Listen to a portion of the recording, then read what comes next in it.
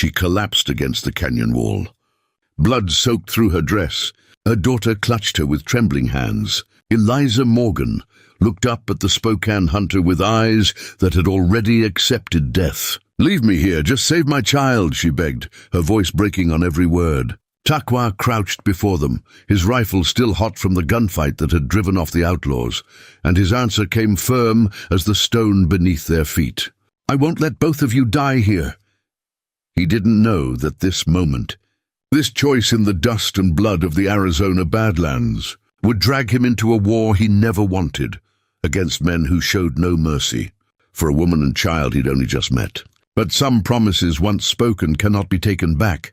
The sun hammered down on the red rocks of the Arizona Territory like the anvil of an angry god. Takwa moved through the canyon with the silence his father had taught him, moccasins finding purchase on stone that would have sent a white man's boots skidding. His rifle rested easy across his forearms, a Winchester repeater he'd won in a card game from a cavalry sergeant who'd bet more than he could afford to lose. The weapon was fine, but Takwa trusted his bow more. Steel jammed. Sinew and Wood remembered he was tracking elk. 3 days out from the Spokane encampment near the Gila River, following sign that led deeper into the maze of red stone canyons the Apache called home but rarely traveled anymore. The army had driven most of them south into Mexico or onto the reservations. The land felt empty now, haunted by absence more than presence. Takwa had learned to move through that emptiness like smoke through cracks in stone. The first shot cracked across the canyon before he saw anything wrong. The sound echoed off the walls, multiplying, making it hard to pin down direction. Takwa dropped low instinctively, his body finding cover behind a tumble of boulders before his mind finished processing the threat. His father's voice spoke in his memory, carried on 20 years of lessons. "White men shoot first and call it courage. Wise men wait and call it survival." A woman's scream cut through the echo of gunfire, high and desperate, followed by a child's cry that made something twist hard in Takwa's chest. He moved toward the sound, using the canyon's natural contours for cover, his rifle up and ready. Around a bend in the stone corridor, the scene opened before him like a page torn from a book of suffering. 4 men on horseback circled a broken-down wagon. The wagon's team lay dead in their traces, shot through the head, their blood darkening the dust. One wheel had shattered against the rocks, leaving the whole rig canted at an angle that spoke of violent collision.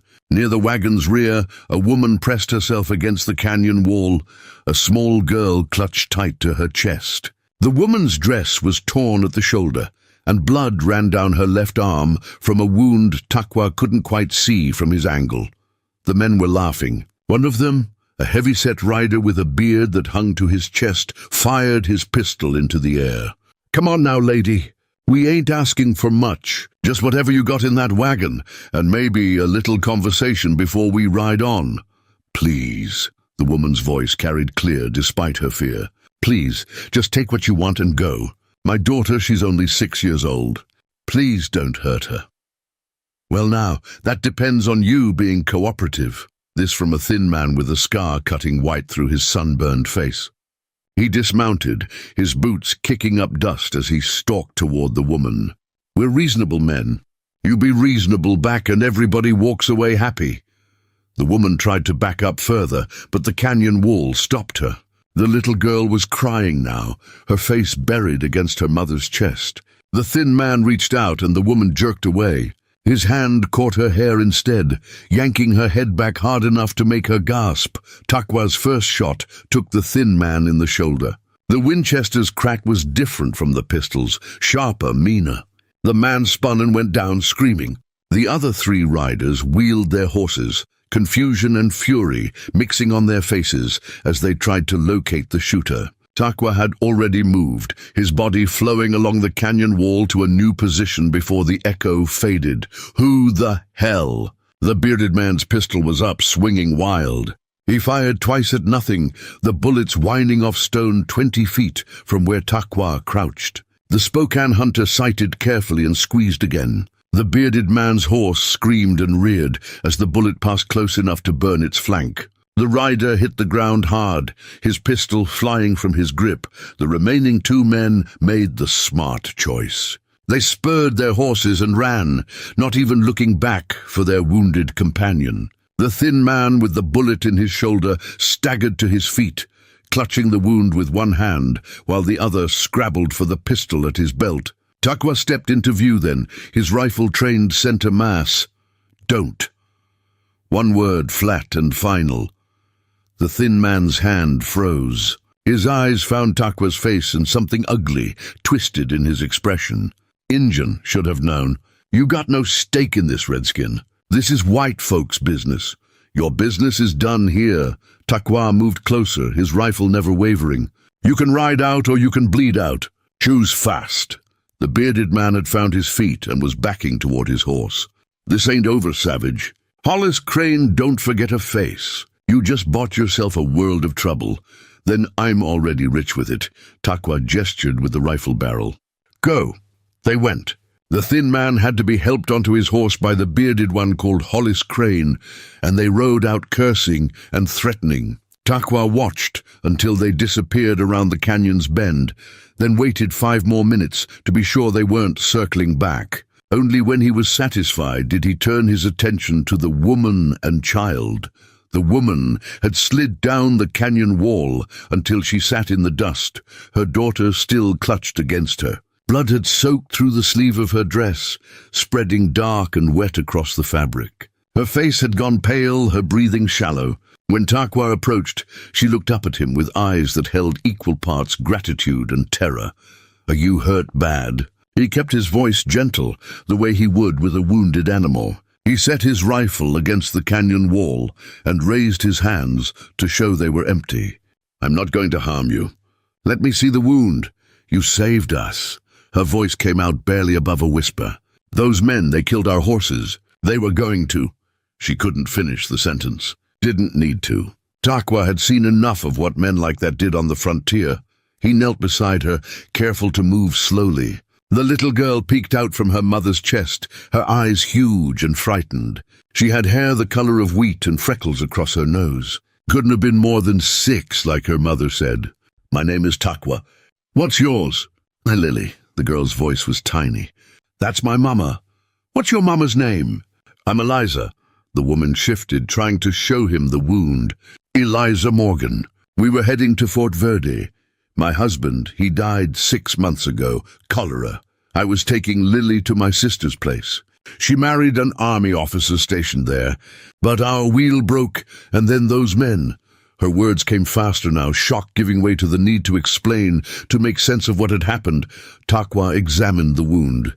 A bullet had carved a furrow across the outside of her upper arm, deep enough to bleed heavy, but it hadn't hit bone or the big vessels. She'd been lucky, if you could call any part of this lucky. He pulled his canteen and a piece of cloth from his pack. This will hurt, she nodded.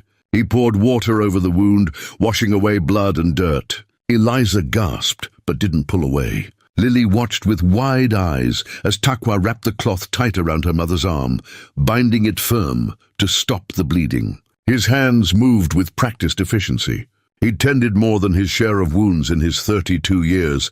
Can you stand? He asked when he'd finished. Eliza tried. Got halfway up before her legs wobbled and gave out. Takwa caught her, one arm supporting her weight. She was lighter than he'd expected, worn thin by travel and grief. I'm sorry. I feel dizzy. Blood loss. He looked at the ruined wagon, at the dead horses, at the shattered wheel. You can't stay here. Those men might come back with friends. Fort Verde is 40 miles north. You won't make it on foot, not wounded. Then what do we do? Fear crept back into Eliza's voice. I can't. I don't have the strength.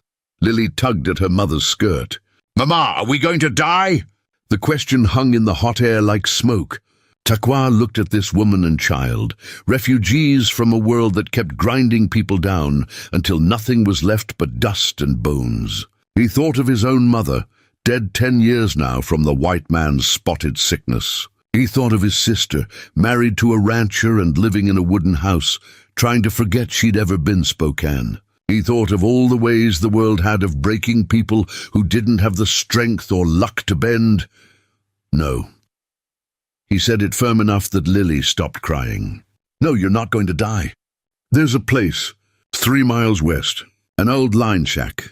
Hunters used it before the cattle ranchers claimed this range. It's still standing. We can hole up there, tend your wound proper, wait until you're strong enough to travel." "Why would you help us?" Eliza's eyes searched his face. "You don't know us. We're nothing to you." Takwa thought about that for a moment. He could tell her about duty, about the old ways his father taught him, about how his people believed everyone carried a responsibility to aid those in need. But the truth was simpler and more complicated than any of that. Because those men back there, they saw you as something to be used and thrown away. "I see you as people who deserve better," he paused. "That reason enough?" Eliza's eyes filled with tears, but she blinked them back. "Yes, thank you. I don't know how we'll ever repay you. Stay alive. That's payment enough." He looked at the wagon. "Is there anything in there you need?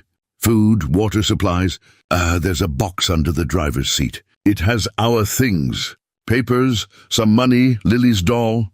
Eliza tried to stand again, but Takwa gestured for her to stay put. He approached the wagon carefully. The dead horses had begun to draw flies, and the smell of blood hung heavy in the still air. The box was where Eliza said it would be, a small wooden chest with brass hinges. He pulled it free and carried it back. Inside were the fragments of their life. Documents in careful script, a leather purse with maybe $30 in coins and bills, a carved wooden doll with yarn hair, and a daguerreotype in a tin frame showing a younger Eliza standing beside a tall man in a suit. "My husband." Eliza's voice was soft. "Thomas, he was a good man. Got sick helping at the cholera hospital in Tucson. By the time the fever took him, he'd saved maybe 20 people. The town buried him with full honors. But honors don't feed a child or keep a roof over her head." Takwa closed the box. "I'm sorry for your loss. Everyone's sorry. Sorry doesn't change anything." There was no bitterness in her voice, just exhaustion. The exhaustion of someone who'd run out of tears and was down to bare survival. "But you did more than be sorry. You did something." He helped her to her feet, supporting most of her weight. Lily grabbed onto her mother's skirt with one hand and clutched her doll with the other. They made slow progress through the canyon, Takwa carrying his rifle in one hand and half carrying Eliza with the other. The sun climbed higher, turning the canyon into an oven. Sweat ran down his back, soaking through his buckskin shirt. The line shack appeared after an hour of hard walking. It was barely more than 4 walls and a roof, built from rough-cut timber that had weathered to grey. The door hung crooked on leather hinges, and the single window had lost its glass long ago. But the roof looked intact, and the walls would provide shade and shelter. That was enough. Inside, the air was blessedly cool. Takwa settled Eliza on the packed earth floor, her back against the wall. Lily sat beside her mother, not letting go of her hand. He checked the wound again. The bleeding had slowed but not stopped. The cloth bandage was soaked through. He'd need to do better. His possibles bag held what he needed. Clean cloth, needles, thread, and a small tin of salve his aunt had made from pine resin and herbs. He built a small fire in the crude stone hearth, heating the needle until it glowed red. Eliza watched with growing understanding of what came next. "I have to close the wound. The bleeding won't stop otherwise." He met her eyes directly. "It's going to hurt worse than anything you've felt." She nodded, her jaw set with determination. "Do it. Lily, can you be brave for your mama?" Takwa asked the little girl. "Can you hold her hand and tell her it's going to be all right?" Lily nodded solemnly, her small fingers gripping her mother's hand tight. Takwa removed the bandage. The wound gaped ugly and red. He cleaned it again with water from his canteen, then threaded the cooled needle. The first stitch made Eliza gasp. The second made her whimper. By the third, tears ran down her cheeks, but she didn't cry out. Lily held her hand and whispered, "It's going to be all right, Mama. It's going to be all right." 10 stitches closed the wound. Takwa worked as fast as he could without being careless. When he tied off the last thread, Eliza's face had gone grey, and her breathing came in shallow gasps. He applied the salve and wrapped the arm with clean cloth, then helped her lie down flat. "Rest now. Your body needs to heal. She was asleep within minutes, exhaustion claiming what pain couldn't. Lily curled up beside her mother, one small hand resting on Eliza's chest as if to reassure herself that it still rose and fell. Takwa sat by the door, his rifle across his knees, and watched the canyon entrance. The sun tracked across the sky. Shadows lengthened. His thoughts drifted to the men he'd driven off. Hollis Crane and his companions. Men like that didn't forgive or forget. They'd see his interference as an insult that demanded blood to answer. Takwa had made enemies today, the kind that came back with more guns and less mercy. But when he looked at Eliza and Lily sleeping in the dim light of the line shack, when he thought about what would have happened if he'd kept walking and minded his own business, he felt no regret. His father used to say that a man's worth wasn't measured by what he took from the world, but by what he gave when giving cost him something. Today had cost him his safety, his anonymity, his peaceful hunt. In return, he'd gained the lives of two strangers and the weight of a promise unspoken, but no less binding. He would see them safe to Fort Verde, whatever came after. Whatever price Hollis Crane tried to extract, Takwa would pay it. Because some debts were owed not to the people you saved, but to the man you wanted to be when you looked at yourself in still water. The sun set. Stars emerged like scattered embers against the darkening sky. Inside the line shack, Eliza stirred and murmured in fevered sleep. Lily's breathing came soft and even. And Takwa kept watch, his rifle ready, his eyes on the canyon mouth where danger would come when it came. Not if, but when. Dawn broke cold over the canyon, painting the red rocks in shades of amber and rust. Takwa had not slept. He'd kept watch through the night. His body settled into the stillness his father had taught him, where a man could rest without losing awareness of the world around him. Twice he'd heard coyotes calling in the distance. Once near midnight, the sound of horses moving along the canyon rim. Too far away to be certain, but close enough to tighten his grip on the Winchester. Inside the line shack, Eliza stirred as pale light crept through the window frame. Her eyes opened slowly, confusion giving way to memory and then to sharp awareness. She sat up too quickly and gasped, her hand going to the wounded arm. Lily woke beside her, blinking against the morning brightness. "How do you feel?" Takwa asked from his position by the door. "Like I've been shot." Eliza's attempt at humor came out strained. She examined the bandage, noting the clean white cloth and the careful binding. "You did this while I was asleep?" Last evening. 10 stitches. The wound was clean, no dirt or fabric caught inside. If infection doesn't set in, you'll heal well enough." He stood, stretching muscles that had gone stiff from the long night. "There's water in my canteen. Drink what you need. I'm going to scout the area, make sure those men didn't circle back during the night." Fear flashed across Eliza's face. "You think they came back?" "I think men like Hollis Crane don't leave a job half-finished. But I heard nothing close. Just want to be certain before we move." He checked his rifle, then pulled a knife from his belt and offered it to her handle first. "You know how to use this?" She took it with her good hand, testing the weight. "My father taught me. Said a woman on the frontier who couldn't defend herself was a woman waiting to become a victim." She met his eyes. "I've never had to use it on a person. Hope you don't have to start today. But if someone comes through that door who isn't me, you put that blade in them and don't hesitate. Hesitation is what gets you killed." His words were blunt, but Eliza nodded with grim understanding. Takwa slipped out into the morning. The air was crisp, carrying the scent of sage and dust. He moved along the canyon wall, reading the ground the way white men read newspapers. His own tracks from yesterday were clear, as were the scuff marks where he'd half-carried Eliza. But there, crossing their trail at an angle, fresh hoofprints cut through the dust. 4 horses moving slow and deliberate. They'd come within 100 yards of the line shack before turning east toward the canyon mouth. His jaw tightened. They'd been hunted during the night, tracked like animals. The only question was whether Hollis Crane and his men had given up or were simply waiting for a better opportunity. Takwa followed the tracks for a quarter-mile, noting where they'd stopped, where someone had dismounted to study the ground more carefully. A tracker, then, someone who knew what to look for. That made things worse.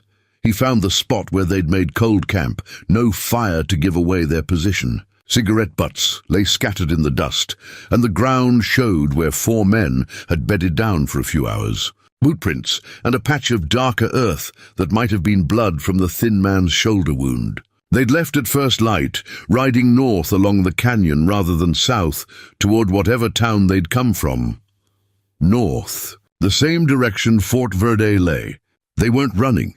They were positioning themselves between Takwa and safety. He returned to the line shack to find Eliza standing at the window, the knife still in her hand. She'd managed to get Lily to eat something from the supplies in Takwa's pack, dried meat and hardtack that the girl chewed with determined effort. When Takwa entered, both turned to face him with matching expressions of worry. They were here. He didn't see any point in softening it. 4 riders, same as yesterday. Tracked us to within 100 yards, but didn't attack. They're camped north of here now, between us and Fort Verde. Why didn't they attack while we slept? Eliza's voice was steady, despite the fear in her eyes, because they're smart enough to know I'd hear them coming in the dark. Canyon walls throw sound strange at night. They'd have to come through that door one at a time, and I'd kill at least 2 before they got close. He set his rifle down and crouched to check his ammunition. But now they know where we are. They know you're hurt. They're thinking if they wait us out, hunger and thirst will do their work for them. How much water do you have? Enough for 2 days if we're careful. 3 if we're desperate. He looked up at her. But your wound needs tending. Another day in this heat without proper care, and infection will set in. We can't wait them out. Lily tugged at her mother's skirt. Mama, I'm scared.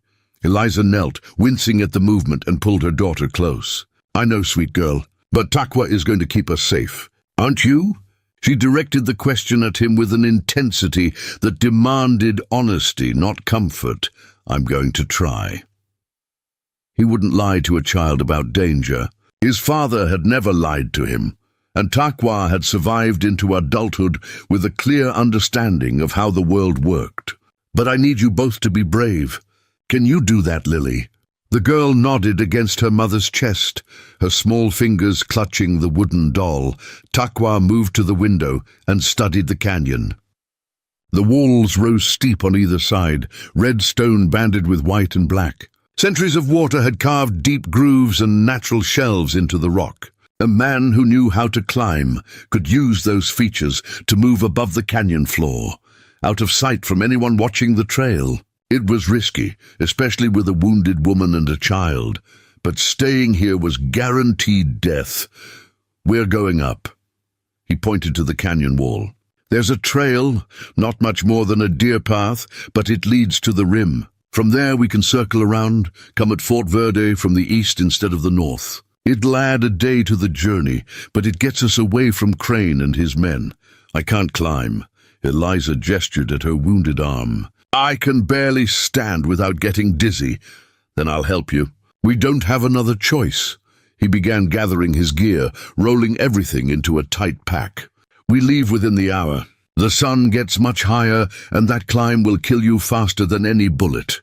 They prepared in tense silence. Takwa fashioned a sling for Eliza's arm from a strip of his blanket, binding it tight against her chest to prevent movement. He packed what little food and water they had, distributed the weight carefully. Lily's wooden doll went into the top of the pack where she could see it, a small comfort in the midst of fear. Before they left, Takwa did something that made Eliza frown with confusion. He built up the fire in the hearth, feeding it until smoke rose thick from the chimney hole. Then he arranged their remaining supplies near the door, making it look like they were still using the shack. Won't that tell them we're here? Eliza asked. It'll tell them someone's here. When they come to investigate, we'll be long gone up the wall. By the time they figure out the deception, we'll have hours on them. He checked the canyon one more time, then gestured. Stay close. Step where I step. If I tell you to freeze, you don't move until I say. Understood? They both nodded. Takwa led them out into the growing heat of morning. The deer path he'd spotted was barely visible, just a slight depression in the rock face where countless hooves had worn away stone over generations. It started gradual, but quickly steepened, requiring hands as much as feet. Takwa went first, testing each hold before trusting his weight to it. Lily, you're next. Put your hands where I put mine. Don't look down. He helped the girl onto the first rise. She was light and nimble, her small fingers finding cracks and edges that would have been useless to an adult. Veer made her careful, and careful kept her alive. Eliza came last, her face pale with pain and effort. Every movement jarred her wounded arm despite the sling. Sweat beaded on her forehead, and her breathing came harsh and labored. Twice she had to stop, pressing her forehead against the warm stone while she fought down waves of dizziness. Each time, Takwa climbed back down to her, steadying her with his presence more than his words. They were 50 feet up when the riders appeared below. 4 men on horseback, emerging from the canyon bend with weapons drawn. Hollis Crane rode at the front, his thick beard unmistakable even from this distance. They approached the line shack cautiously, guns trained on the door. When they saw the smoke from the chimney, Crane gestured and 2 men dismounted. "Don't move." Takwa's whisper was barely audible. "Don't even breathe loud." Below, the 2 men kicked in the door of the line shack. Shouts followed, then cursing as they realized the deception. Crane's voice carried up the canyon walls. "Search the area." They can't have gone far. The woman's wounded. The men spread out, studying the ground. One of them, a Mexican with a red bandana, was clearly the tracker. He moved in widening circles, reading the dust and stone. Takwa watched him with growing concern. A good tracker could follow sign that most men wouldn't even notice. Scuff marks on rocks, disturbed pebbles, the slight discoloration where sweat had dripped onto stone. The tracker stopped, looked up. His eyes swept the canyon wall in a slow arc. "Climb." Takwa kept his voice low but urgent. "Climb now." They scrambled upward. Eliza bit back cries of pain as her wounded arm was jostled and strained. Lily moved with the desperate speed of a terrified child. Below, the tracker was pointing, shouting to his companions. A rifle cracked. The bullet struck rock 10 feet below them, spraying stone chips. "Keep moving."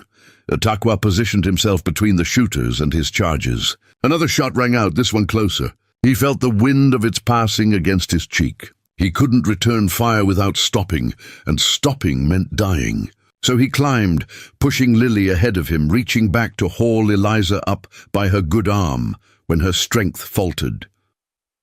The rim appeared above them, a line where red stone met blue sky. So close, 50 more feet, 40, bullets whined and sparked against the rocks. Takwa heard Crane screaming orders below. "Get up there. I want them alive. The woman and child alive. The savage can die." Lily reached the rim first. She scrambled over the edge and collapsed on solid ground, sobbing with relief and terror. Takwa pulled himself up next, then reached down for Eliza. She was at the end of her strength, her face grey, blood seeping through the bandage where stitches had torn. He gripped her wrist and pulled. She cried out but didn't let go. With a final desperate heave, he got her over the rim. They lay on the flat stone, chests heaving, while bullets continued to strike the cliff edge. Takwa crawled to the rim and risked a look down. The riders were at the base of the cliff, 2 of them starting up the path. They'd be slower than his group had been, burdened with weapons and gear, but they were coming. He had maybe 15 minutes before they reached the top. "Can you run?" he asked Eliza. She looked at him with eyes that held more determination than strength. "I'll die trying if that's what it takes." "Good enough." He helped her to her feet, steadying her when she swayed. The canyon rim stretched flat and wide, dotted with juniper and pinyon pine. To the north, maybe 3 miles distant, a line of darker green suggested water, a creek or river flowing down from the mountains. If they could reach it, follow it east, they'd have cover and a water source. They ran. It wasn't elegant or fast. Eliza stumbled every few steps, and Takwa had to support most of her weight. Lily ran ahead, her small legs pumping with desperate energy. Behind them, shouts rose from the rim as the first pursuer crested the cliff. A rifle shot cracked across the open ground. The bullet kicked up dust 20 yards to their left. Too far for accurate shooting, but close enough to terrify. Takwa didn't look back. Looking back was for the dead. He focused on the green line ahead, on keeping Eliza moving, on matching his pace to what her wounded body could manage. Before we jump back in, tell us where you're tuning in from, and if this story touches you, make sure you're subscribed, because tomorrow I've saved something extra special for you. Another shot. Closer. The pursuer was finding his range. Takwa made a decision. He stopped, spun, brought his Winchester up in one smooth motion and fired. The distance was over 100 yards, but he'd been shooting since he could walk. The rifle was as much a part of him as his hands. The shot took the lead pursuer in the leg. The man went down screaming. His companion dove for cover. That bought them time. Not much, but enough. Takwa grabbed Eliza and they ran again, eating up ground while their pursuers were pinned. The green line grew closer.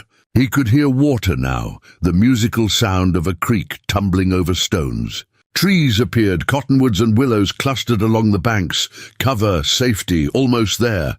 They crashed into the tree line and immediately turned east, following the creek upstream. The water was shallow but clear, running cold from mountain snowmelt. Takwa led them into the creek bed itself, wading through water that came to their knees. It would hide their tracks, make them harder to follow. Why did you help us? Eliza's question came between gasping breaths. Yesterday in the canyon. You could have ridden past, pretended you saw nothing. Why did you stop? Takwa kept his eyes on the terrain ahead, watching for ambush points or good defensive positions. My father used to say that every time you choose to do nothing in the face of evil, you become a little less human. I've seen enough of what men like Crane do to women and children. I'm not going to stand by and let it happen when I can stop it. But you don't know us. We're just strangers. Everyone's a stranger until they're not. He guided them around a bend in the creek where the banks rose steep and defensible. My people have a saying, we're all related. Every person you meet carries a piece of the same spirit that lives in you. When you help a stranger, you're really helping yourself. Or who you could become if the world was different. Lily had stopped ahead, her small form swaying with exhaustion. Takwa reached her in 3 strides, catching her before she fell. He lifted the child onto his shoulders, ignoring the added weight. She wrapped her arms around his neck and pressed her face into his hair. Behind them, voices carried through the trees. The pursuit had reached the creek.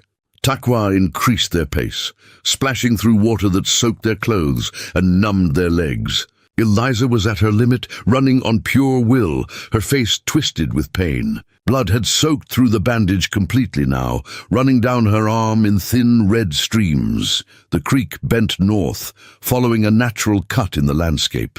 Takwa followed it, knowing that every bend, every twist put distance and confusion between them and their hunters. The sun climbed higher, turning the canyon into an oven. Sweat ran into his eyes. His shoulders burned from Lily's weight. But he didn't slow down. There, Eliza's voice was barely audible. She pointed with her good arm toward an outcropping of rock that overhung the creek. Beneath it, erosion had carved out a shallow cave, barely deep enough to hide 3 people, but dark enough that someone passing might miss it. Takwa considered for only a second before nodding. They couldn't run forever, and Eliza was about to collapse. Better to hide and hope the pursuers passed them by than to keep running until she couldn't move at all. He lifted Lily down from his shoulders and guided them into the cave. The ceiling was low, forcing them to crawl. The stone was cool and damp, smelling of earth and old water. They huddled in the darkness, 3 bodies pressed together in the tight space. Takwa positioned himself at the entrance, rifle ready, eyes fixed on the creek beyond. His breathing slowed. His heartbeat settled into the steady rhythm of a hunter waiting for prey.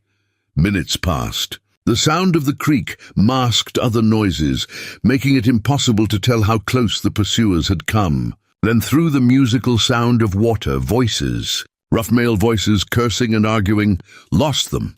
That was Hollis Crane, his anger evident even at a distance. How do you lose a wounded woman and a child, you useless bastards? Sui, they went in the water. The tracker's voice was calmer, professional. Could have gone upstream or down. Could have left the creek anywhere in the last mile. Without dogs, we're tracking blind. Then we get dogs. I'm not letting this go. That savage made me look like a fool. The woman saw our faces. They both have to die or we hang. Maybe we should cut our losses. A third voice, younger, uncertain. We got nothing from that wagon. All this killing over nothing. The sound of a fist hitting flesh. A cry of pain. You want to run? Run. But you'll hang just the same when they find those dead horses and that shot-up wagon. We finish this or we die doing it. Those are your choices. Silence. Then the sound of boots moving through water. They were close, maybe 50 feet from the cave. Takwa's finger tightened on the trigger. If they looked in this direction, if they saw the darkness of the cave mouth, he'd have to kill them. All of them. At this range, he could do it. But the noise would bring others, and he was down to maybe 20 rounds. The boots stopped. Right outside the cave. So close Takwa could hear the man's breathing. Heavy, labored. The thin man with the shoulder wound. He'd lagged behind the others. Now he stood in the creek, 10 feet from where they hid, looking up and down the banks. Come on, Crane's voice from upstream. They're not here. We'll double back, check the other direction. The thin man turned and splashed away, following his companions. Takwa didn't move, didn't breathe. He waited until the voices faded completely before allowing himself to relax. Behind him, Eliza let out a shaking breath. Lily hadn't made a sound, her hand clamped over her own mouth. They waited in the cave until the sun began its descent toward evening. Eliza's wound had stopped bleeding, but her face was flushed with fever. Infection was setting in despite Takwa's care. She needed real medicine, a doctor, not just the crude field dressing he could provide. Fort Verde was still more than a day away, and night travel through unfamiliar country was asking for broken bones or worse. We'll stay here tonight. Takwa made the decision carefully. In the morning, if there's no sign of Crane, we head for the fort. But you need rest, and your body needs time to fight that infection. I'm slowing you down. Eliza's voice was thick with fever and guilt. If you left us, took Lily and went ahead, you could reach the fort by tomorrow. I'm not leaving you. Why not? I'll die anyway if this infection gets worse. At least save my daughter. Her eyes were bright with unshed tears and the shine of fever. Please, I'm begging you. Leave me here. Just save my child. Takwa looked at her for a long moment. At this woman who'd already lost her husband, who'd been shot and chased and terrorized, who was now offering to die alone in a cave if it meant her daughter might live. He thought about his own mother, dying of smallpox, while his father held her hand. He thought about courage and sacrifice and all the ways people found strength when everything else had been stripped away. I won't let both of you die here. His voice was firm, final. We're getting to Fort Verde, all three of us, together. That's not negotiable. Eliza's face crumpled. She turned away, pressing her forehead against the cool stone. You're a fool. Probably. He allowed himself a small smile. But I'm a stubborn fool. My father always said it was my worst quality. Night fell.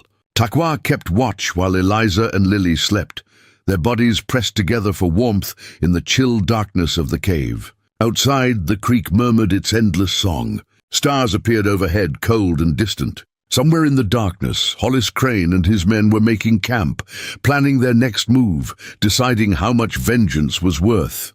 Takwa checked his ammunition again. 19 rounds left. Not enough for a sustained fight. He'd have to be smart, use the terrain, pick his shots carefully. But if it came down to dying or letting Crane take Eliza and Lily, there was no question which choice he'd make. He'd given his word. Not out loud, but in the moment he'd pulled that trigger in the canyon and sent Crane's men running. Word spoken or not, a promise was a promise. And Takwa had never broken his word. Dawn would bring new challenges. But for now, in the darkness of the cave with 2 lives depending on his choices, Takwa kept watch and waited for morning. Morning came with mist rising from the creek, turning the canyon into a landscape of ghosts and shadows. Takwa woke from a half-sleep where his body had rested, but his mind remained alert to every sound. His back ached from sitting against stone all night, and his legs had gone numb from the cramped position. He flexed his fingers, working feeling back into them before reaching for his rifle. Eliza's fever had broken sometime in the dark hours before dawn. She lay curled around Lily, her breathing easier now, though her face still carried the pallor of someone who'd pushed beyond exhaustion into something deeper. The wound on her arm looked angry and swollen beneath the bandage, red streaks radiating from the stitches. Infection was still present, still fighting her body's attempts to heal. Lily woke when Takwa moved, her eyes opening with the instant alertness of a child who'd learned that danger didn't wait for full consciousness. She looked at him with those solemn brown eyes, then at her mother, then back to him. "Is Mama going to die?" The question deserved honesty. "Not if I can help it, but she needs medicine I don't have. We need to reach Fort Verde today." He crawled to the cave entrance and studied the creek. No signs of movement, no sounds of horses or men. The morning birds sang their territorial claims, undisturbed by human presence. That was good. Birds went silent when danger approached. He turned back to find Eliza awake, watching him with eyes that had regained some clarity. How long was I asleep?"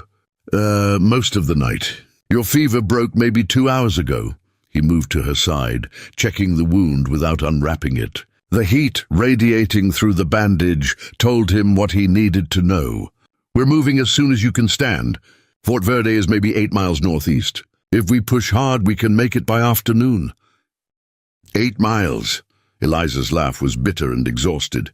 "I can barely crawl out of this cave, and you want me to walk 8 miles. I want you to live. Walking 8 miles is how that happens." He offered her water from his canteen. She drank deeply, then helped Lily drink. The child's lips were cracked and dry, despite the creek water they'd consumed yesterday. Dehydration was setting in for all of them. They emerged from the cave into golden morning light that seemed too beautiful for a world filled with men hunting them.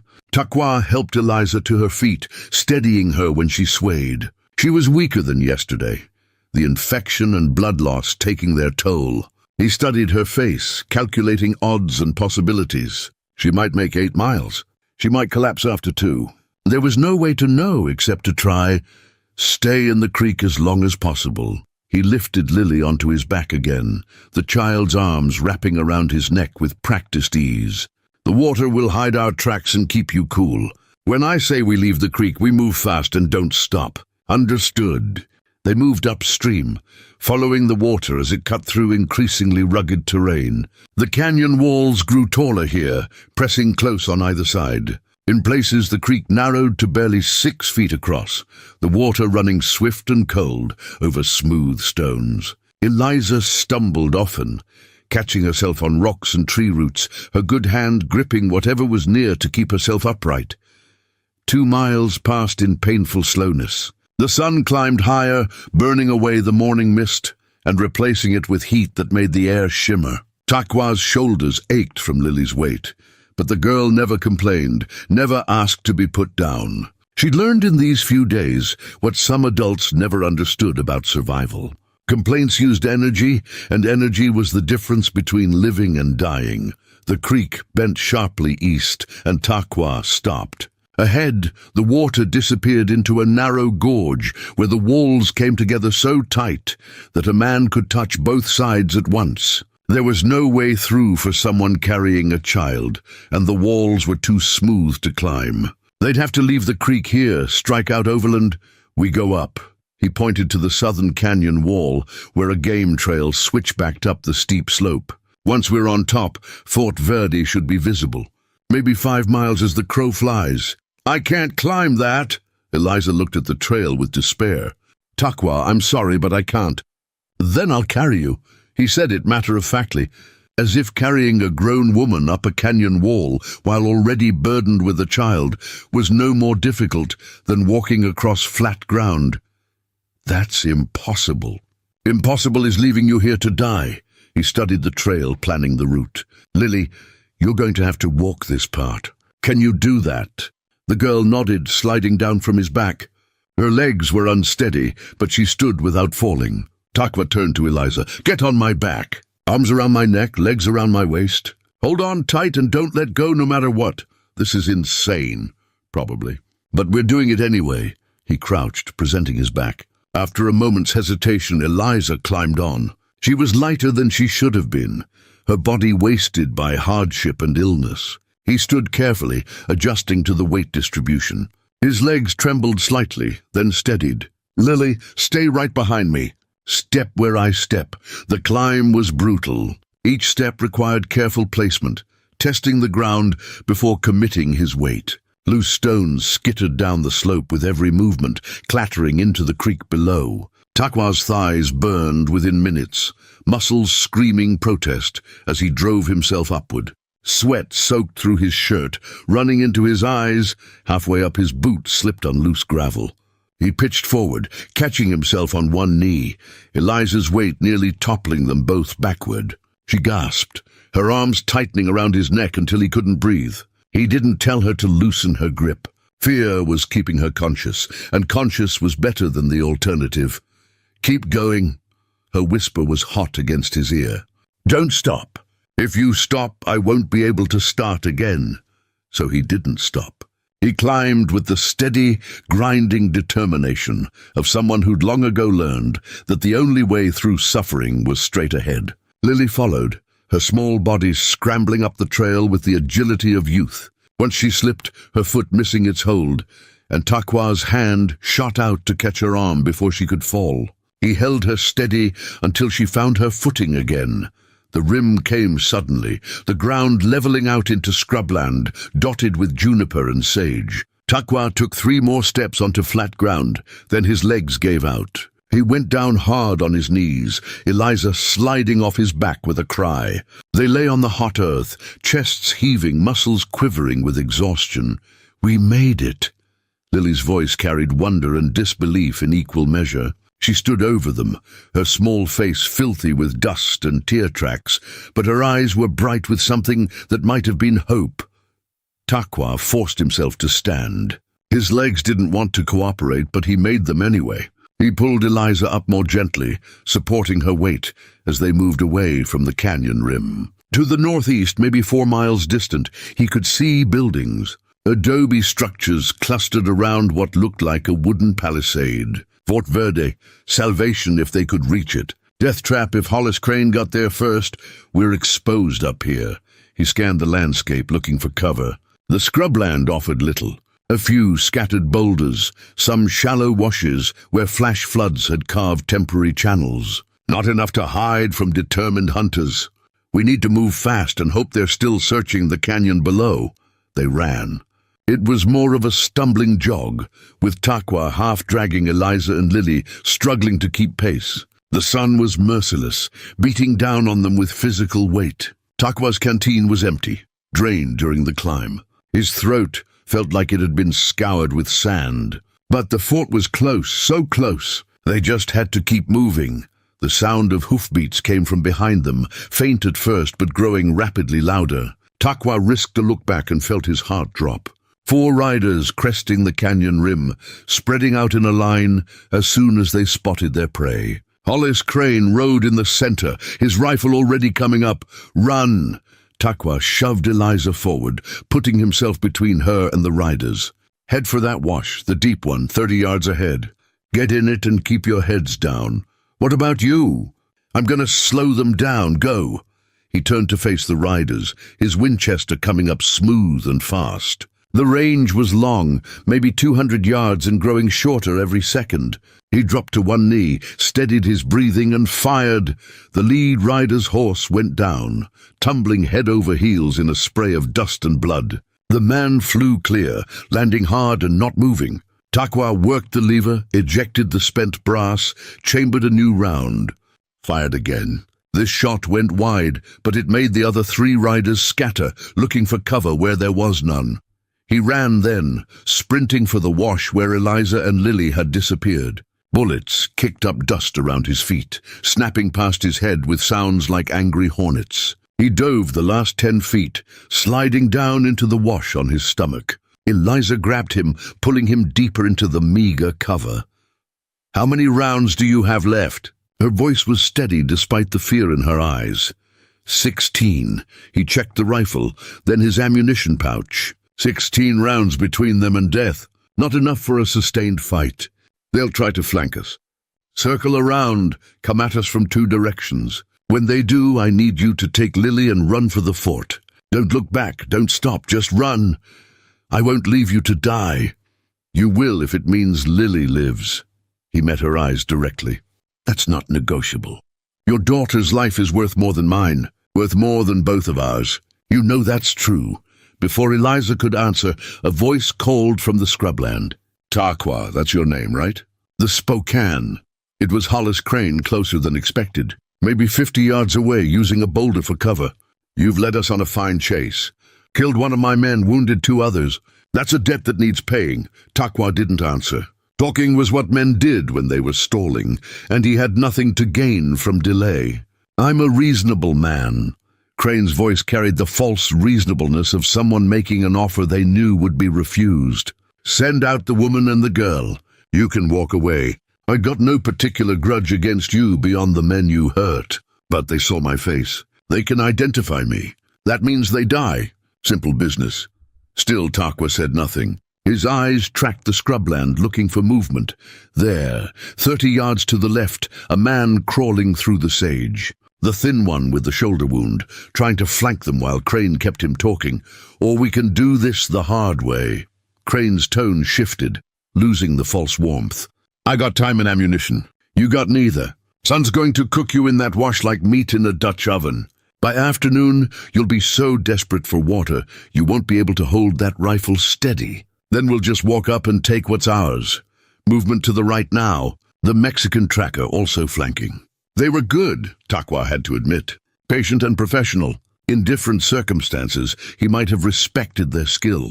In these circumstances, he just needed them dead. He sighted on the thin man first, squeezed the trigger. The rifle kicked against his shoulder. The thin man jerked and went still. Tarqua swung right, finding the tracker. But the Mexican had gone to ground, disappeared into the sage like a ghost. Smart. He'd learned from watching his companion die. That's 2 of mine you've killed. Crane's voice had gone flat and cold. I'm done being reasonable. We're coming for you. And when we drag you out of that wash, I'm going to make you watch while I do things to that woman that'll make her beg for death. Then I'll do the same to the child. And you'll die knowing you failed them both. Rage flared hot in Tarqua's chest, but he forced it down. Anger made men stupid, and stupid got them killed. He needed clarity, precision, the cold calculation of a hunter who'd learned early that emotion was a luxury the frontier didn't permit. "Mama, I'm scared." Lily's whisper was barely audible. "I know, sweet girl." Eliza pulled her daughter close, pressing her face into Lily's hair. "But Tarqua is going to protect us." He promised, had he? Tarqua couldn't remember making that promise explicitly. But looking at them now, this woman and child who'd somehow become his responsibility in the span of 2 days, he realized the promise had been implicit in every choice he'd made since firing that first shot in the canyon. Some promises didn't need words. The Mexican tracker made his move. He came fast and low, a knife in his hand instead of a gun. Close quarters weapon for close quarters work. He must have circled wide, using the terrain to mask his approach. He was good, but Tarqua was better. The Winchester barked once. The tracker's forward momentum carried him 3 more steps before his legs gave out, and he collapsed, face first in the dust. His knife fell from nerveless fingers, blade glinting in the harsh sunlight that left Crane and 1 more man. Tarqua had seen 4 riders, killed 3. The 4th was out there somewhere, probably with a rifle, probably drawing a bead on this wash right now. Tarqua made himself small, pressing against the wash's far bank, where the angle would make a shot difficult. Impressive shooting. Crane's voice came from a different position now. He was moving, making himself a harder target. But you're down to what, 13 rounds, 12? How many of those are you willing to waste before you realize you can't win this? You don't need to win. Tarqua spoke for the first time, his voice carrying clear across the scrubland. Just need to survive long enough. Long enough for what? Ain't nobody coming to save you out here. Maybe, maybe not. Tarqua had spotted something in the distance, back toward Fort Verde, a dust cloud moving fast. Riders coming from the fort. Could be cavalry patrol. Could be supply wagon. Could be nothing. But Crane couldn't know that. And uncertainty was a weapon as effective as any bullet. The fourth man broke cover, running hard toward the wash with his rifle at his shoulder. Desperate move, born of frustration and fear. Takwa tracked him smoothly, led the target just right, and fired. The man went down mid-stride, his rifle spinning away into the sage. Silence fell over the scrubland. Just Crane left now. One man against one man, with two lives hanging in the balance. The odds had finally evened. You're good. Crane's voice carried grudging respect. Better than I gave you credit for. But this ain't over. Even if you kill me, there'll be others. Men who knew those riders, who'll come looking for answers. You'll spend the rest of your life looking over your shoulder, waiting for the bullet you don't see coming. Been doing that since I was born. Takwa reloaded methodically, replacing the spent rounds in his rifle. Being Indian on the frontier means always watching for the knife aimed at your back. You think you're threatening me with something new? The dust cloud from Fort Verde was closer now. Definitely riders. 4 or 5 of them, moving at a steady pace. Not racing, but not dawdling either. Takwa watched Crane's position, waiting for the moment when the outlaw would notice cavalry patrol. Crane's curse carried clearly. You lucky savage. You shouldn't have made it this far. A pause, then. This ain't finished. I'll remember your face. Remember the woman. Remember that little girl. Someday, somewhere, I'll see you again. And when I do, there won't be any cavalry coming to save you. I'll look forward to it. Takwa kept his rifle trained on the boulder where Crane hid. You run now, you might make it to the canyon before they spot you. Stay here talking, and you'll be explaining to a circuit judge why you killed all those people. Movement behind the boulder. Crane breaking cover, running hard for his horse. Takwa had a clear shot, could have ended it right there. But killing a man in the back while he fled sat wrong, even when that man deserved killing. He let Crane go, watching as the outlaw mounted and spurred his horse toward the canyon rim. The cavalry patrol changed direction, angling to intercept. They'd spotted Crane, were moving to cut him off. Takwa allowed himself a small smile. Maybe justice would be served after all.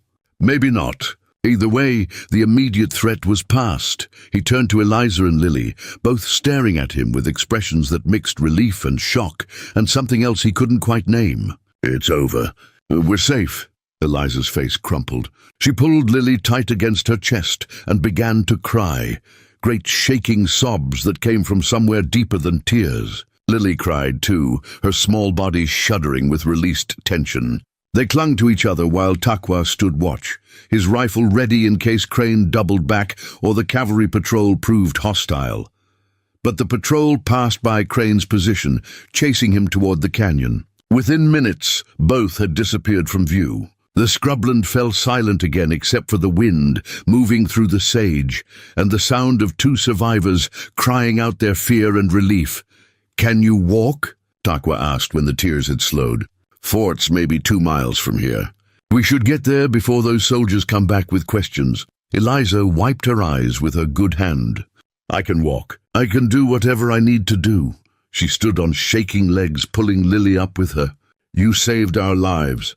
How do I thank you for something like that?" "Go, you live." Takwa shouldered his rifle and started walking toward Fort Verde. "You take care of that girl. Raise her strong and smart." "That's thanks enough." They walked across the scrubland in silence, 3 figures casting long shadows in the afternoon sun.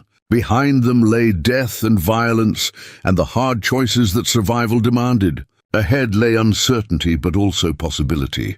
Fort Verde would have a doctor for Eliza's wound, would have food and water and safety at least for a while. As they walked, Takwa thought about Crane's parting threat. The outlaw was right. This wasn't finished. Men like Crane didn't forgive, didn't forget. Someday, somewhere, their paths would cross again. But that was a problem for another day. Today's problem had been keeping these 2 alive, and he'd managed that much at least.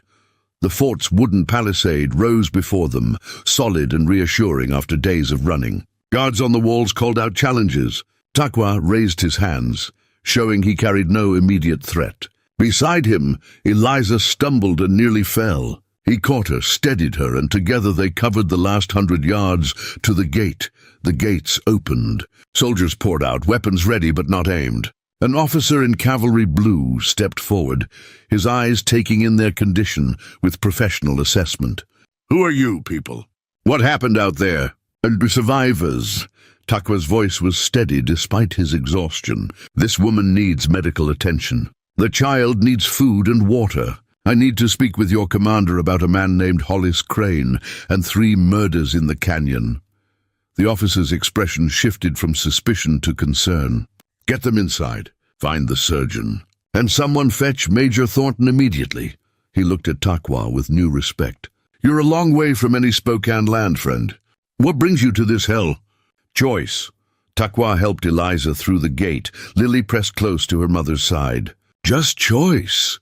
Preparing and narrating this story took us a lot of time, so if you are enjoying it, subscribe to our channel. It means a lot to us now. Back to the story. The fort's interior was a different world from the hostile wilderness beyond its walls. Wooden buildings lined a central parade ground where soldiers drilled in the afternoon heat, their movements precise despite the temperature. Adobe structures served as barracks, officers' quarters, and storage facilities.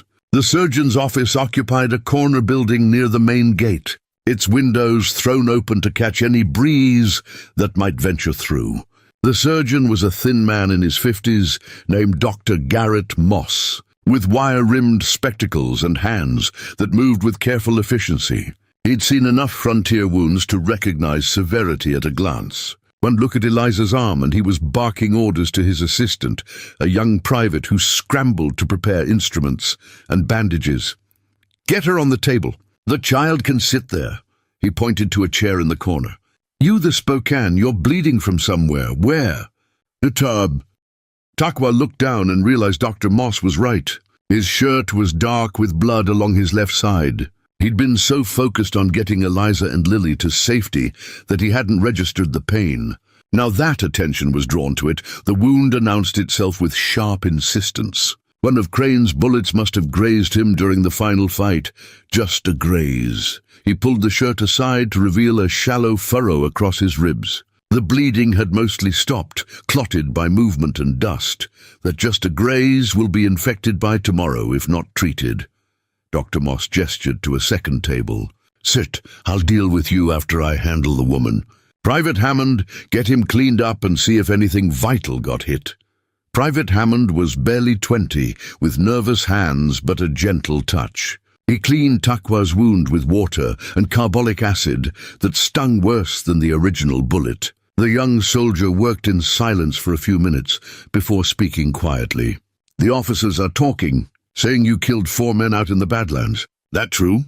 3, Takwa corrected. "One got away. Why'd you do it?" "They said you're not from around here. Could have just kept riding." Takwa watched Dr. Moss work on Eliza across the room. The surgeon had given her something for the pain, and she lay still while he cut away the infected tissue around the wound. Lily sat in her chair, clutching her wooden doll, her eyes never leaving her mother's face. "Because walking away would have made me someone I don't want to be." Hammond considered this while he bandaged the wound. "I enlisted because I wanted to do something that mattered. Protect settlers, fight hostiles, make the territory safe. But most days it's just drilling and guard duty and breaking up fights between drunk soldiers. You did more good in 2 days than I've done in 2 years. You're young. You'll get your chance to matter." Takwa said it without irony. The frontier had a way of forcing choices on people, whether they wanted them or not. Dr. Moss finished with Eliza and moved to Takwa, inspecting Hammond's work with a critical eye. "Adequate bandaging, Private. The wound's clean, no deep damage. You'll be sore for a week, but you'll live." He turned his attention to Takwa's face. "You've got cheekbones that suggest Spokane heritage, but your eyes are lighter than most. Mixed blood. And my mother was Spokane. My father was a French trapper who stayed long enough to give me a name and then disappeared into the mountains." Takwa had told this story enough times that it came out flat and factual. "I grew up between 2 worlds, never quite fitting in either one. That's the story of this whole damn territory." Dr. Moss cleaned his instruments with methodical care. Everyone's from somewhere else, trying to make something new. Some days, I think we're building a better world. Other days, I think we're just spreading the same old misery across fresh ground. He glanced at Eliza, now sleeping under the influence of laudanum. That woman's strong. Stronger than she knows. Another day without treatment, and she'd have lost the arm, maybe her life. But she'll heal now. The door opened, and a man in an officer's uniform entered. He was in his 40s, with iron-grey hair and a mustache waxed to sharp points. His uniform was immaculate, despite the dust and heat, and his bearing spoke of someone accustomed to command. I'm Major Marcus Thornton, commander of this post. Dr. Moss, how are the patients? Datusus, the woman will recover with rest and care. The child is unharmed. The Spokane has a flesh wound that's been treated. Dr. Moss didn't look up from cleaning his instruments. They all need food, water, and sleep. Beyond that, they're your problem, not mine. Major Thornton's mouth twitched in what might have been amusement. Always a pleasure, Doctor. He turned his attention to Takwa. My patrol brought in a man named Hollis Crane about an hour ago. He's currently in the stockade, though he's refusing to answer questions. He claims you're a murderer who attacked his party without provocation. Care to give me your version? Takwa told the story from the beginning. The woman's scream in the canyon. The 4 men threatening Eliza and Lily. The gunfight, the chase, the days of running. He left out nothing, including the 3 men he'd killed and why. Major Thornton listened without interrupting, his expression giving away nothing. When Takwa finished, the major was silent for a long moment. Finally he said, "That's quite a tale. Problem is, it's your word against Crane's. No witnesses except a woman and child who'd naturally side with their rescuer. No bodies to examine since you say they're scattered across the Badlands. Just 2 stories, and no way to prove which is true. Check the canyon where it started." Takwa met the major's eyes directly. "You'll find a broken wagon, 2 dead horses shot through the head, and spent brass from multiple weapons. Check the campsite where Crane's men waited during the night. You'll find more evidence. The land doesn't lie. No, but it doesn't testify in court either." Major Thornton moved to the window, looking out at the parade ground. "Here's my situation. Hollis Crane is known to me. He's been suspected of various crimes across the territory, but nothing proven. He has money, connections, and a lawyer who's very good at creating reasonable doubt. You, on the other hand, are a half-breed Spokane with no permanent address and a story that involves killing 3 white men. Even if every word you say is true, you're going to have a hard time convincing a judge or jury, so justice depends on skin color and money." Takwa said it without bitterness. It was simply a fact of frontier life, no more surprising than sunrise. Justice depends on evidence and advocacy. You have limited evidence and no advocacy. The major turned back from the window. "But I'm not interested in easy answers. I'm interested in truth. So here's what's going to happen. You're staying at the fort as my guest, not my prisoner. I'm sending a patrol to verify your story. If they find what you say they'll find, Crane hangs. If they find something different, we'll have a different conversation, and the woman and child. Oh, Mrs. Morgan has a sister stationed here, married to one of my lieutenants. I've already sent word. She'll be here within the hour." Major Thornton's expression softened slightly. "The child will be cared for.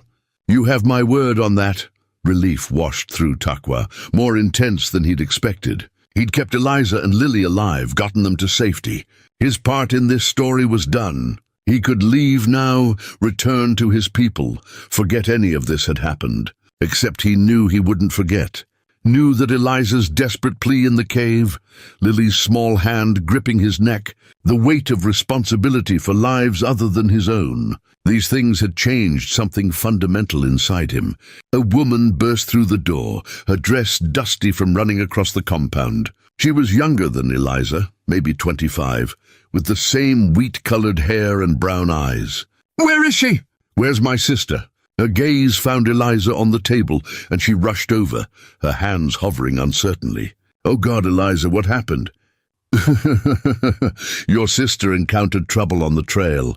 She's been wounded, but Dr. Moss says she'll recover." Major Thornton's voice was gentle. "Are you Mrs. Sarah Mitchell?" "Yes, Lieutenant Mitchell is my husband."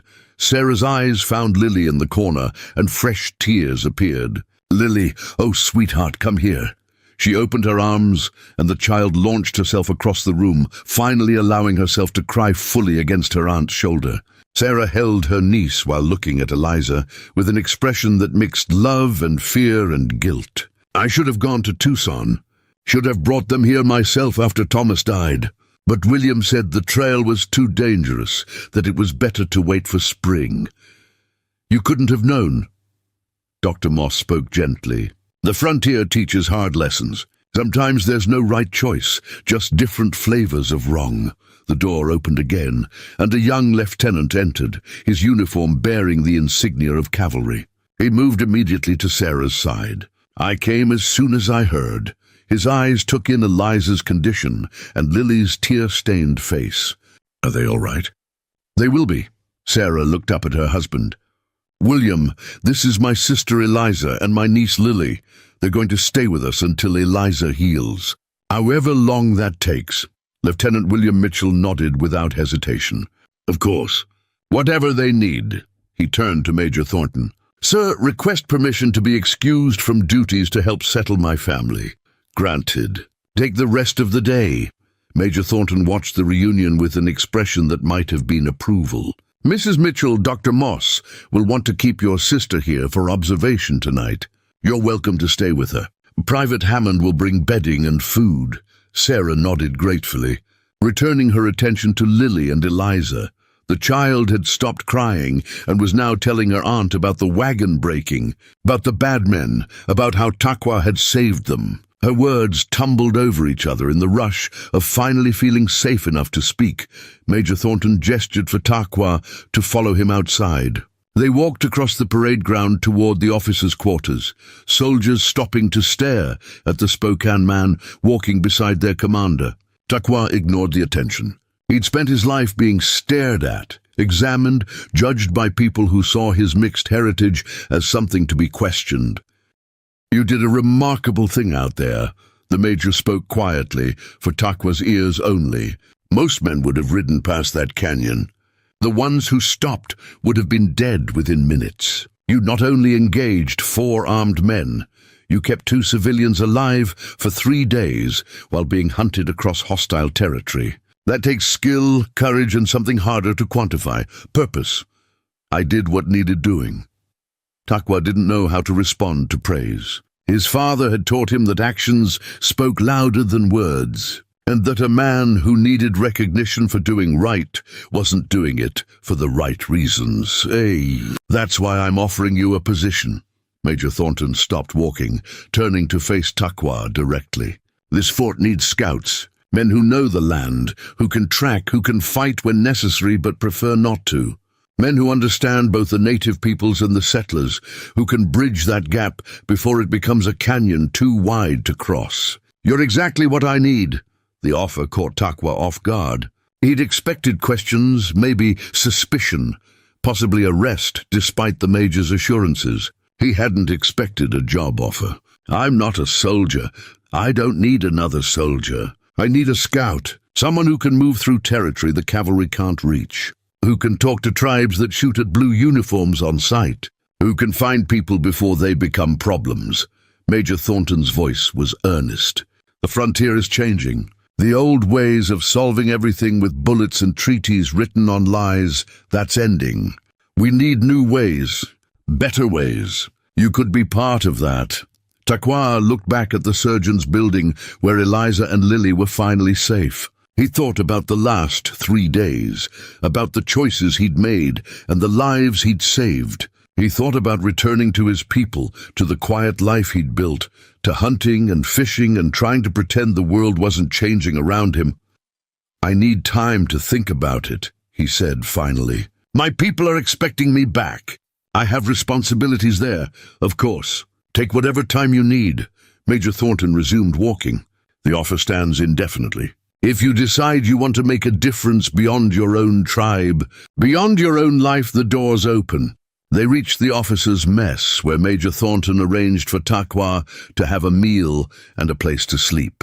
The food was simple but abundant, and Takwa ate with the focused intensity of someone who'd been running on empty for days. Other officers nodded politely, but kept their distance, uncertain how to approach this Spokane, who'd somehow earned the major's respect. After eating, Takwa was shown to a small room in the visiting quarters. It had a bed, a chair, and a window overlooking the parade ground. Luxury compared to sleeping in caves and hiding in creek beds.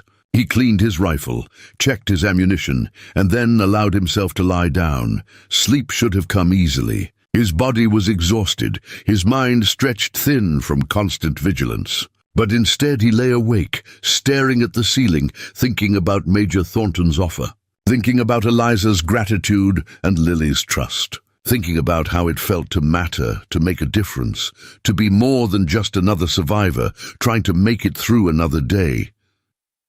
His father's voice spoke in memory. A man can live for himself, or he can live for something larger. The first path is easier. The second is better. At the time, Takwa had thought he understood. Now, lying in a room at Fort Verde, while a woman and child he'd saved slept safely nearby, he realized he'd only begun to grasp what his father meant. Somewhere in the fort, Hollis Crane sat in a cell, plotting revenge or planning escape or simply accepting his fate. Takwa knew the outlaw wouldn't forget, wouldn't forgive. If Crane escaped justice, he'd come looking. And next time he'd bring more men, better planning, deadlier intent. But that was a problem for another day. Tonight Eliza and Lily were safe. Tonight justice had a fighting chance. Tonight Takwa could rest, knowing he'd kept his promise. Spoken or not, he closed his eyes and finally slept, dreamless and deep, while the desert night settled over Fort Verde like a blanket stitched from stars. 3 days passed in the strange limbo of recovery and waiting. Eliza's wound showed signs of proper healing, the angry red streaks fading under Dr. Moss's careful treatment. She stayed with Sarah and Lieutenant Mitchell in their quarters, a small adobe house near the eastern wall where Lily could play in a dusty yard, under the watchful eyes of soldiers who'd taken a shine to the brave little girl. Takwa spent those days in careful observation, learning the rhythms of Fort Verde, while Major Thornton's patrol searched the Badlands for evidence. He watched morning drills, studied the way cavalry units moved in formation, listened to conversations in the mess hall about Apache raids and supply shortages and the constant tension of frontier life. The soldiers treated him with wary respect, unsure whether to see him as ally or outsider, so they settled for polite distance. On the afternoon of the third day, the patrol returned. Takwa was checking his horse in the stable when he heard the commotion at the main gate. He moved quickly toward the parade ground, arriving as Major Thornton emerged from his office to meet the returning soldiers. The patrol leader, a grizzled sergeant named Kowalski, dismounted with the stiffness of a man who'd spent too many hours in the saddle. "Report, Sergeant!" Major Thornton's voice carried across the compound. "Found everything the Spokane said we'd find." "Sir," Kowalski pulled a leather satchel from his saddlebag. "Broken wagon in the canyon, 2 horses shot execution style through the head. Found brass casings from multiple weapons. Tracked the chase route up through the creek drainage. Found dried blood on the rocks where someone had been wounded." He opened the satchel and pulled out personal effects. "Found these on 3 bodies scattered across the Badlands. 2 shot clean through, one with a bullet hole in his leg that got infected. Looks like he tried to crawl back to civilization and didn't make it." Major Thornton examined the items with careful attention. Wallets containing identification papers, pocket watches, weapons. "These men all have outstanding warrants. Horse theft, robbery, assault. One's wanted for murder in New Mexico territory." He looked up at Takwa, who'd remained standing at the edge of the gathering crowd. "Seems your story checks out completely." Murmurs ran through the assembled soldiers. Takwa felt the shift in how they looked at him, suspicion giving way to something closer to respect. He'd told the truth, and the land had confirmed it. "There's more, sir." Sergeant Kowalski's expression turned grim. "We found a grave near that line shack. Fresh, maybe 6 months old." "Dug it up." He paused, clearly uncomfortable with what came next. Body of a young woman, Mexican from her clothes. She'd been shot multiple times. Left to rot before someone buried her shallow? The parade ground went silent. Major Thornton's face hardened into something cold and dangerous. You think Crane's gang? Yank can't prove it, sir. But the graves in territory they operated in, and the timeline fits. Kowalski gestured to another soldier, who brought forward a small wooden cross. This was on the grave. Name carved into it says Maria, nothing else. Takwa felt ice settle in his stomach. How many others had there been? How many women like Eliza, travelers who'd had the misfortune to cross paths with Hollis Crane and his men? How many had ended up in shallow graves with nothing but a wooden cross to mark their passing? And that settles it. Major Thornton's voice cut through the silence like a blade. Sergeant, prepare a detail. We're transporting Crane to Prescott for trial. I want him in front of a territorial judge within the week. He turned to address the gathered soldiers. Let it be known that Fort Verde does not tolerate murderers, thieves, or those who prey on the innocent. This man and his gang terrorized travelers, killed without mercy, and left bodies scattered across land they thought was lawless. They were wrong. The soldiers dispersed to their duties, leaving Takwa standing with Major Thornton. The commander regarded him with an expression that mixed approval and calculation. You did well out there. Better than well. You saved 2 lives and brought a killer to justice. The land did most of the work. Takwa watched the soldiers preparing horses for the transport detail. I just read what it told me. A modest. I appreciate that. Major Thornton gestured toward his office. Walk with me. There's something you need to see. Inside the office, maps covered every wall. Territorial surveys, tribal boundaries, supply routes, water sources. The collected knowledge of a military mind trying to impose order on chaos. Major Thornton moved to his desk and picked up a leather-bound journal.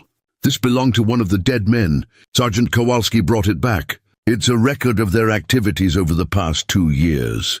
He opened the journal, and Takwa saw pages filled with careful handwriting. Dates, locations, descriptions of robberies and assaults, names of victims, though many were listed only as Mexican woman or settler family or prospector. The casual accounting of violence made Takwa's skin crawl. 17 confirmed attacks. Major Thornton's voice was heavy, probably more that weren't recorded. Crane and his men operated with near impunity because they worked remote areas where law was scarce and witnesses scarcer.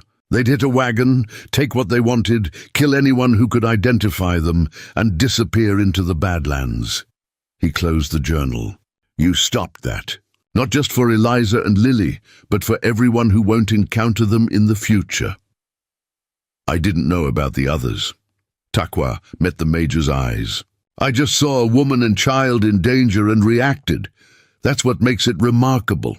You didn't act because you knew the full scope of their crimes. You acted because it was right. Major Thornton set the journal down. That's the kind of character I need in a scout. Someone who makes good decisions with incomplete information, who trusts their instincts about right and wrong. Before Takwa could respond, a knock sounded at the door. Come, Major Thornton called.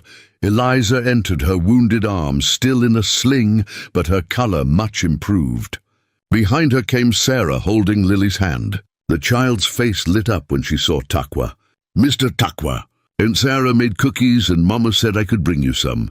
She held up a cloth-wrapped bundle with obvious pride. That's very kind. Takwa accepted the bundle, noting how Lily had lost the haunted look that had shadowed her eyes in the Badlands. Children recovered faster than adults, their resilience a kind of grace. How are you feeling, Mrs. Morgan? Better every day, thanks to Dr. Moss. Eliza's smile was genuine, but carried an edge of nervousness. I heard the patrol returned. That they found evidence. They did. Major Thornton's voice was gentle. Everything Takwa told us was confirmed. Crane and his men were responsible for multiple attacks. There's enough evidence to see him hang. Relief washed across Eliza's face, followed immediately by something darker. Good. He deserves worse, but I'll settle for justice. She looked at Takwa with an intensity that made him uncomfortable. I owe you my life, my daughter's life. There's no way to repay a debt like that. You don't owe me anything. Takwa said it firmly, wanting to establish that boundary. I did what anyone should have done, but you're not anyone. You're the man who chose to help when others would have looked away. Eliza moved closer, her good hand reaching out to touch his arm briefly. Sarah and William have offered to let us stay here permanently. William says he can get me work at the fort, helping with administration or teaching the soldiers' children. It's a chance to start over, to build something stable for Lily. She paused. I wanted to tell you before you left. Wanted you to know that the lives you saved won't be wasted, but I'm glad, and he was. Seeing Eliza and Lily settled, safe, with family to support them, that felt like completion. Like the story that had started with a scream in a canyon could finally have an ending that didn't taste of ash. Lily tugged at his sleeve. Are you leaving? You can't leave. You're supposed to stay and have cookies with us. The simple plea, delivered with a child's absolute conviction that the world should bend to accommodate cookies and friendship, made something twist in Takwa's chest. He knelt to be at eye level with Lily. I have to go back to my people. They're expecting me, but you'll come back. Her eyes were huge, demanding promises he wasn't sure he could keep. Lily. Eliza's voice carried gentle warning. Takwa has his own life, his own responsibilities. We can't ask him to change all that for us. Actually, Major Thornton spoke up, his timing suspiciously convenient. I was just discussing with Takwa the possibility of him taking a position as scout for the fort. If he accepted, he'd be stationed here regularly. You'd see him quite often. All eyes turned to Takwa. He felt the weight of their expectations, each different but equally powerful. Major Thornton wanted a skilled scout who could bridge cultures. Eliza wanted reassurance that her savior hadn't disappeared forever. Lily wanted cookies and the simple security of knowing that the man who'd protected her was still within reach. And what did he want? No, I haven't decided yet. He stood, buying himself time. It's a significant choice, not one to make lightly. Of course. Major Thornton was too smooth, too understanding. Take all the time you need. The offer remains open. They left his office together, Eliza and Sarah talking quietly, while Lily skipped between them, her doll tucked under one arm. Takwa watched them go, then turned to find Major Thornton studying him with that calculating expression. You're afraid. The Major said it without judgment. Afraid that if you take this position, if you put down roots here, you'll lose something essential about who you are. My father used to say that the moment you stop moving is the moment you start dying. Takwa looked out at the parade ground, where soldiers drilled in the fading light. He never stayed in one place long. Said it made men soft, made them forget how to survive. Your father was wrong. Major Thornton's bluntness was startling, or rather he was half right. Yes, comfort can make men soft, but isolation makes them brittle. You can't grow, can't change, can't become more than you are if you're always moving, always alone. He gestured at the fort around them. This isn't about putting down roots. It's about choosing to be part of something larger than yourself. That's not weakness. It's the hardest kind of strength. Takwa had no answer to that. He excused himself and walked to the stables, needing the familiar comfort of caring for his horse. The animal nickered softly as he approached, pressing its nose against his chest. He'd owned this horse for 5 years, longer than he'd stayed in any one place. Maybe that said something about his priorities. That evening, he was invited to dine with Lieutenant Mitchell's family. The small house was crowded with Eliza, Lily, Sarah, William, and himself, seated around a table built for 4. But the closeness felt comfortable rather than cramped. Sarah had prepared a simple meal of beans and cornbread, with the cookies Lily had promised for dessert. The conversation flowed easily, touching on safe topics. William's duties at the fort, Sarah's plans for a small garden, Lily's excitement about learning to read from a primer Sarah had found. Eliza was quiet, still recovering her strength, but her eyes held a peace that had been absent in the Badlands. After dinner, while Sarah and William cleaned up and Lily played with her doll, Eliza followed Takwa outside. The desert night was cool and clear, stars scattered across the sky like salt spilled on black cloth. They stood in companionable silence for a moment before she spoke. "I was married to Thomas for 8 years. Her voice was soft, reflective. "He was a good man. Kind, steady, reliable. When he died, I thought I'd never feel safe again. Thought I'd spend the rest of my life jumping at shadows, waiting for the next disaster." She looked up at the stars. "Then you appeared in that canyon, a stranger who had no reason to care whether we lived or died. And you cared anyway. Anyone would have done the same." Even as he said it, Takwa knew it wasn't true. Most men would have ridden past, or worse, joined in the attack. No, they wouldn't have. She turned to face him directly. "I spent 3 days watching you make choices that put our lives above your own safety. Watching you care for wounds, find water, plan routes, fight off men who wanted us dead. You didn't do it for money or glory or because someone ordered you to. You did it because you're the kind of man who steps toward danger when others step away. I'm just a hunter who happened to be in the right place." He felt uncomfortable with her gratitude, with the weight of being seen as something more than he believed himself to be. "You're more than that, and you know it." Her voice carried absolute certainty. "Major Thornton sees it. Sarah sees it. Even Lily, at 6 years old, recognizes something special in you." She paused. "The question is whether you see it in yourself." Before he could respond, Lily burst through the door, clutching 2 cookies. "I saved you the biggest ones." She presented them with the solemnity of a sacred offering. "Aunt Sarah says if you eat them under the stars, they taste better." Takwa accepted the cookies, 1 for each hand. "Your aunt is very wise." "I know." Lily settled on the step between him and her mother, munching her own cookie with obvious satisfaction. "Mr. Takwa, if you stay at the fort, will you teach me to track like you do? Mama says you can find people even when they don't want to be found. Tracking takes patience. You have to learn to see what most people miss." He ate his cookie slowly, buying time. "Why do you want to learn?" I do. Because if bad men come again, I want to be able to run where they can't follow." Her answer was matter-of-fact, the pragmatism of a child who'd learned that the world held real dangers. "And if Mama ever gets lost, I want to be able to find her." The simple statement hit harder than Takwa expected. This child, barely 6 years old, was already thinking about how to protect herself and her mother. Already learning that safety was something you earned through skill and knowledge, not something granted by hoping the world would be kind. "If I stay," he heard himself say the words before he'd consciously decided to speak them.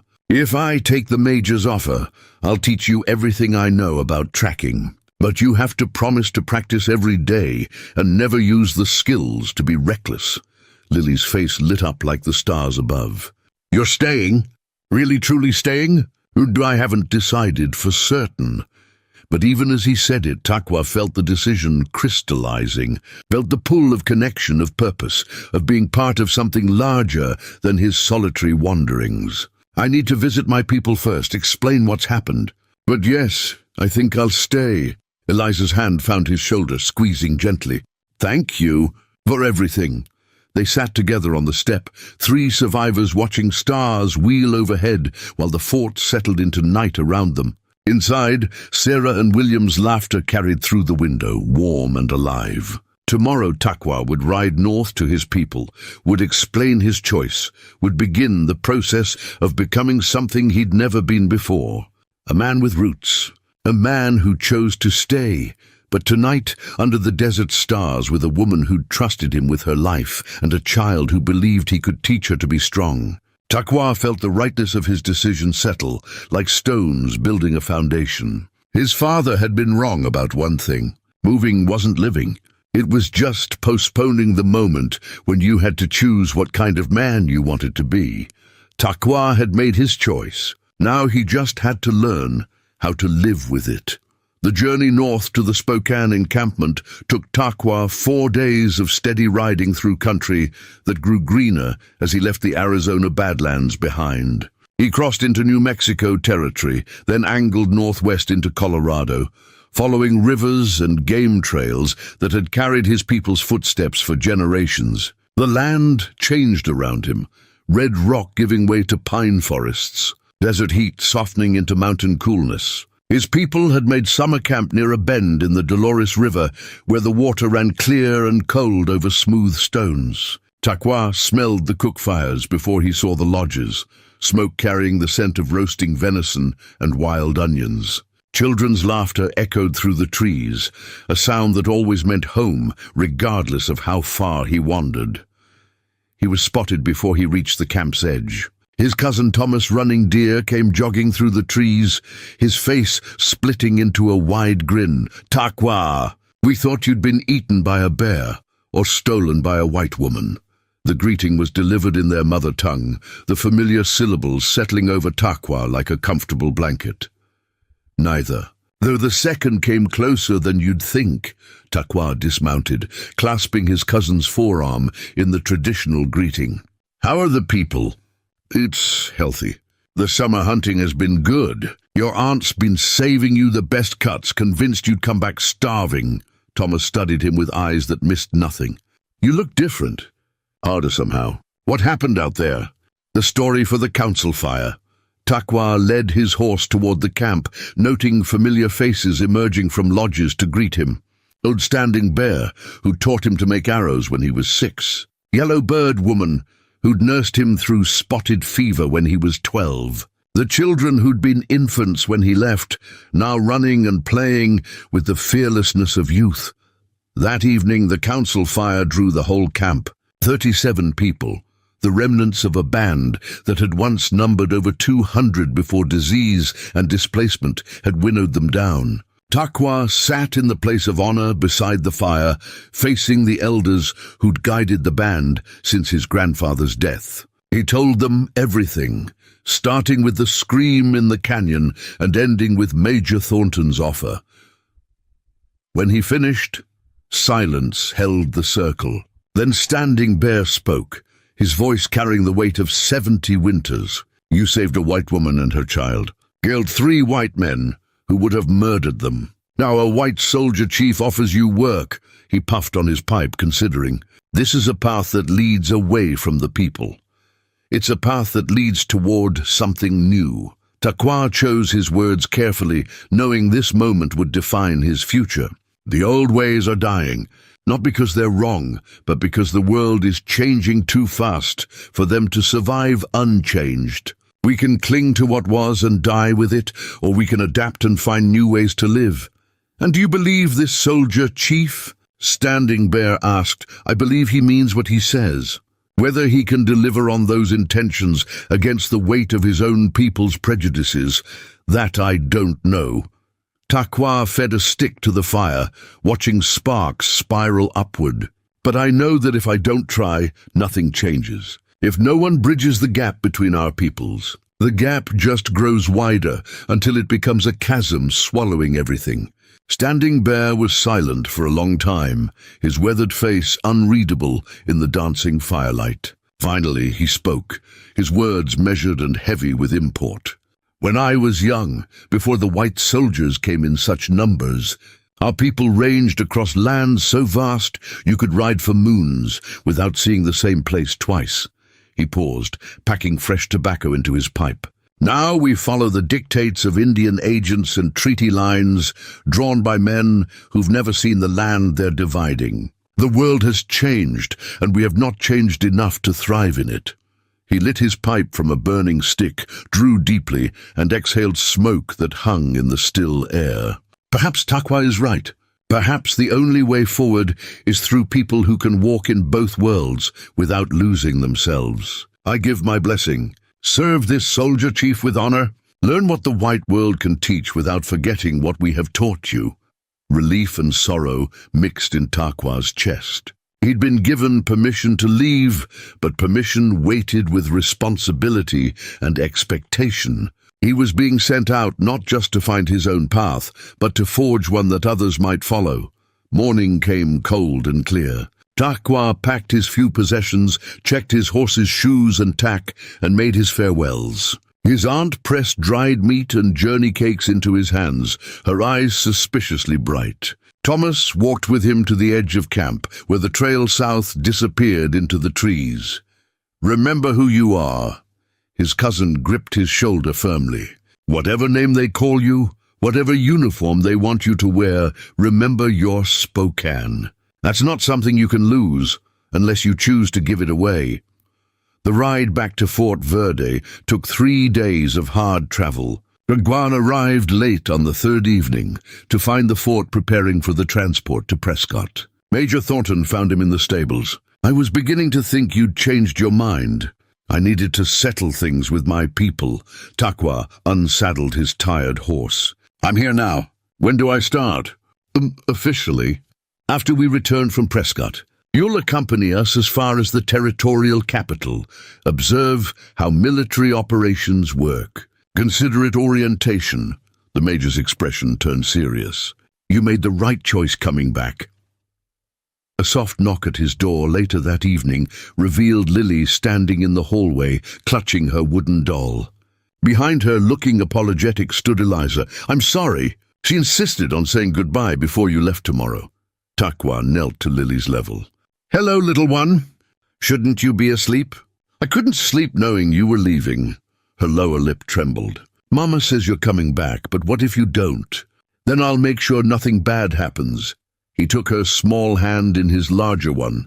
"I promised to teach you tracking, remember? I keep my promises, like you kept your promise to save us." "Exactly like that." He stood, looking at Eliza over Lily's head. "I'll be back in about 10 days. Then we start your lessons." Lily nodded solemnly, then surprised him by wrapping her arms around his waist in a fierce hug. "Thank you for not leaving forever."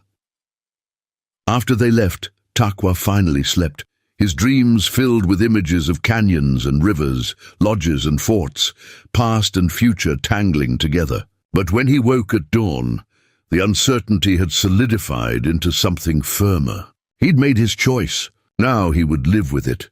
The transport column formed up as the sun broke over the eastern horizon. 20 soldiers, 3 wagons and 1 prisoner, shackled in the lead wagon under heavy guard. Hollis Crane sat with his head down, his defiance broken by the weight of evidence. Major Thornton gave the order to move out.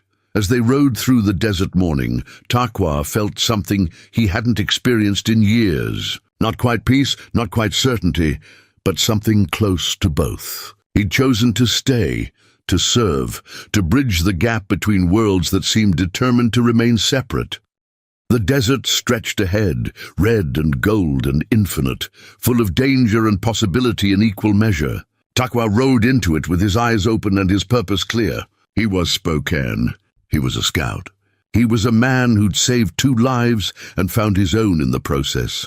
The story that had started with a desperate plea in a canyon was ending with a new beginning. Not a perfect ending, not a simple one, but an honest one. And on the frontier, where everything was uncertain and survival was never guaranteed, honest endings were the best anyone could hope for. Up next, you've got 2 more standout stories right on your screen. If this one hit the mark, you won't want to pass these up. Just click and check them out, and don't forget to subscribe and turn on the notification bell so you don't miss any upload from us.